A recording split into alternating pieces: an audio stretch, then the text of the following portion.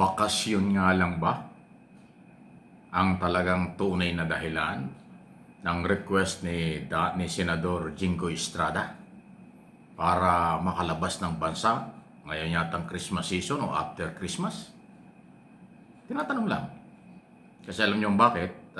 Kasama po kasi si Estrada sa mga dating nang may kaso ng korupsyon sa Sandigang Bayan. Tapos ngayon kasama na naman dito po sa controversial na flood control scam. Base dun sa mga testigo ng mga taga-DPWH na di umano'y merong 25% na kinuha. Tiniliber pa nga sabi ni Joseph Bernardo. Kahit kaibigan niya si Estrada, yun daw ang hiningi sa kanya. So, kaya ito napapag-usapan na itatanong. Kasi po, dahil may dati na siyang kaso sa Sandigang Bayan, hindi siya ganun kadali na basta lalabas ng bansa. Kahit senador pa. Kailangan mag-request subject for approval. Ako naman nagtatanong, talaga bang vacation lang ito? Di ko naman sinabing tatakas siya o magtatago. Kasi po, malaki ang posibilidad na magkaroon muli ng mabigat na kaso at warrant of arrest si Bong Revilla. Ano Bong Revilla? Bakit kasama si Bong Revilla? Itong si Jingo Estrada. Kasi kasama siya doon sa 6 o 7 Estrada, Villanueva, Villar, Escudero.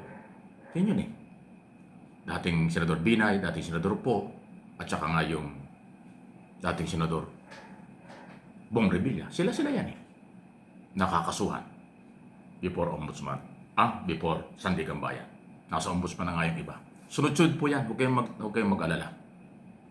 Hindi kasi pwedeng pagsabay-sabayin. Conforme yan sa volume ng dokumento, ebidensya, at testigo. Kaya ho nagiging parang installment. Kasi case build-up ang ginagawa ng mga otoridad. Pag nandun na kasi yan sa Ombudsman lahat ng mga pangalan at dokumento, formalidad na lang yan, diretso na sa Sandigang Bayan. Kaya ho lahat yan. So, tinatanong lang natin, talaga bang bakasyon lang? Or iiwas? Baka naman siguro hindi iiwas. Gusto lang siguro magpalamig. Kasi malamig sa abroad ngayon. Subject po for approval, hindi pa yata na-approvean ang request na bakasyon ni Senador Jingo Estrada. Okay, Senador, sige. Kung papayagan ka, good luck. At ingat sa biyahe. Bumalik ka agad kasi maraming nag-aabang sa iyo ng mga posibleng dapat mong harapin. Okay? Samantala, eto pa. Hindi po kawalan, hindi mawawalan ang ICI, Independent Commission for Infrastructure under Chairman Retired Justice Andy Reyes Jr. Kung hindi makikipag-ugnayan ng tuluyan itong si Pulong Duterte ng Davao, congressman ng unang distrito, sa imbitasyong siya ay dapat marap at maimbestiga. Dahil ang paniniwala ng ombudsman o ng ICI, sila ay nag-iimbestiga, bibigyan nila ng pagkakataon ng mga inaakusahan o mga posibleng may kinalaman. Pag dumalo, tatanungin. Pag hindi nila pipilitin. Pero tuloy ang pag-i-evaluate ng mga dokumento. At pag nakita ang matibay na ebidensya, tuloy ang kaso. Kaya yung hindi pagharap at pagtanggi nitong si Pulong Duterte sa ICI at panlalait pa, sasabihin mo, wala naman kayong jurisdiction sa akin. Yan naman gusto lang yung pagtakpan ng Malacanang. Ganyan po yung mga sabi. Talagang Duterte dating. Yan ang lahi nila mapanlait. Sa halip na makipag-coordinate, panlalait. Tingnan natin kung saan kayo pupulutin. Ang ginawa ng tatay niya si Duterte. Grabe ang panlalait sa ICC, International Criminal Court. Dami mga banta, dami ng mga sinabi, daming inamin. O tapos nang hulihin, kulong. O hanggang ngayon kulong. Ganon Kasi nga ang batas at nagpapatupad ng batas, hindi pwedeng takutin, hindi pwedeng daanin sa pwersa, hindi pwedeng daanin sa galit, hindi pwedeng daanin sa pananakot. Kasi ang batas ay sagrado, matibay, at hindi yan pwedeng pakiusapan. ang nagpapatupad ng batas, pag talagang seryoso, may political will, hindi yan kayang takutin. Kaya yung ICI, Office of the President, nalilalait, sinasabing walang jurisdiction daw ang ICI kay Pulong Duterte. Ganyan ang laging katuwiran nila. Tingnan natin sa bandang muli. Good luck. Ako naniniwala sa aking personal na opinion. Makakasuhan siya. Kasama siyang kakasuhan sa Sandigang Bayan sa darating na ilang mga araw at linggo. Plunder din. Corruption din.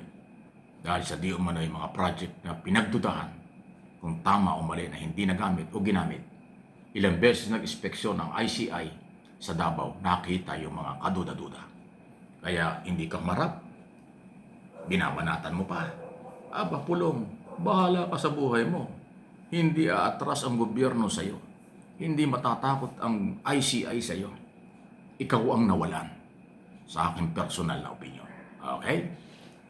Isang issue pa talaga, grabe talaga yung pagbaligtad ng Office of Solicitor General OCG ng posisyon. Kaugnay pa rin ho dito sa issue ng ICC, International Criminal Court. Ay talagang nabahala sila, lalo na yung Duterte Cup.